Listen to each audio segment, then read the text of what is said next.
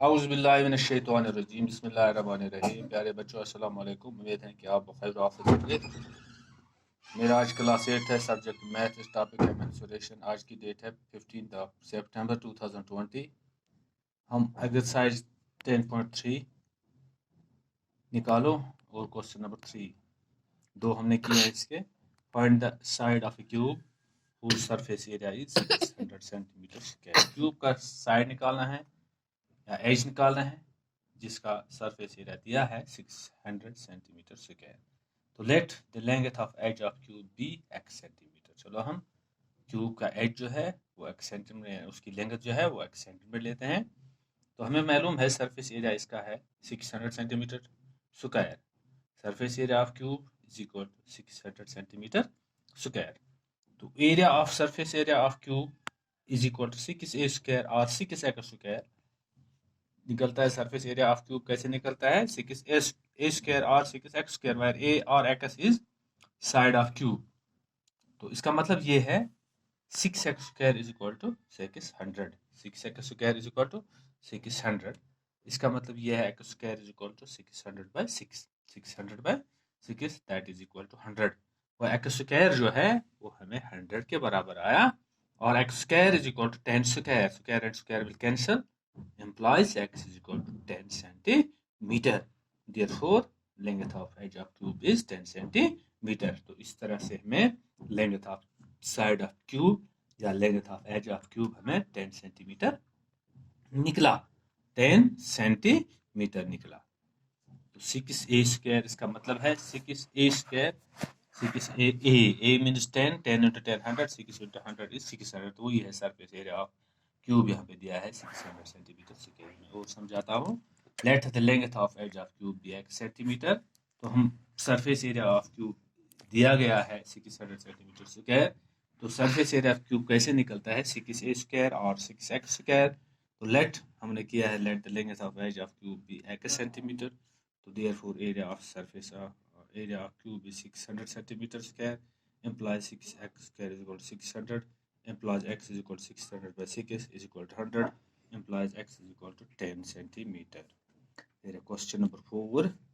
Ruxana painted the outside of the cabinet of measure of 1 meter, 2 meter into 1.5 meter. How much surface area did she cover if she painted all except the bottom of the cabinet? तो एक cabinet है, bottom of the cabinet के बगैर वो कितने का paint, कितना उसका surface area, how much the surface area did she painted cover if she painted, वो कितना कवर करेगा अगर वो पेंट करती है एक्सेप्ट बॉटम, बॉटम के बगैर, कैबिनेट के बॉटम के बगैर। तो यहाँ पे length of cabinet L is 1 metre, breadth of cabinet B is 2 meter, height of cabinet A is 1.5 meter. तो area of cabinet except bottom is, except bottom के बगैर है twice height into length plus breadth plus length into breadth, twice height into length plus breadth plus length into breadth। और मैं बताता हूँ, area of cabinet except bottom is twice height into length plus breadth plus length into breadth। तो twice height, height है 1.5, 2 into 1.5 into length plus breadth 1 plus 2 plus length into breadth 1 into 2 is equal to 1.5 into 2 is 3 into 1 plus 2 is 3, 3 into 3 plus 2 1 is 2, 3 into 3 plus 2 is equal to 3, 3 3s are 9, 9 plus 2 is 11 metre square. तो इसका area क्या निकलेगा? Area of cabinet except bottom is 11 metre square. Therefore area of cabinet except bottom is 11 metre square. तो question number 5 है, Daud is painting the walls and ceiling of a cabinet. Daud paint करना चाहता है वह दीवारों का और सीलिंग करना चाहता है कैबिनेट हॉल का विथ लेंथ, जिस हॉल की लंबाई, चौड़ाई और ऊंचाई बिलतरतीब है 15 मीटर, 10 मीटर एंड 7 मीटर। यानी हॉल की लेंथ है 15 मीटर, हॉल की ब्रेडथ है 10 मीटर और हॉल की ऊंचाई है, हाइट है 7 metre. From each can A paint 100 meter square of area is painted. तो each can is painted. तो हर कैन पेंट किया जाता है, उसका एरिया जो होता है वो 100 मीटर स्क्वायर है. हाउ मेनी कैन्स, यानी एक कैन का एरिया जो है वो 100 मीटर स्क्वायर है. हमें बताना है कि उसको कितने कैन लगेंगे इस हॉल को पेंट करने में, यानी पेंट करने के लिए कितने कैनों की जरूरत पड़ेगी. तो लेंथ ऑफ रूम या length of hall L is 15 meter, breadth of hall B is 10 meter, height of hall H is 7 meter. तो area of 4 walls and ceiling of room is यही ऊपर वाले की तरह, twice height into length plus breadth plus length into breadth, twice height into length plus breadth plus length into breadth. तो 2 height 2 into 7 into length है 15 plus 10 plus 15 into 10 is equal to 2 7s are 14 plus 15 और 10 हो गए 25, 15 और 10 हो गए 25 plus 15 into 10 is 150. तो ये किसके बराबर आता है? 14 into 25 is 350 plus 150 is equal to 500 metre square. वह इसका एरिया, इस दीवार का एरिया आया 500 मीटर स्क्वायर. दीवार का आया कितना आया? 500 मीटर स्क्वायर. तो हमें पता है कि if one can of paint covers, अगर एक कैन, जैसे एक कैन पेंट हम लाते हैं वो 100 मीटर स्क्वायर को कवर करता है, तो हमारे पास कितने मीटर स्क्वायर है? 500 मीटर स्क्वायर है.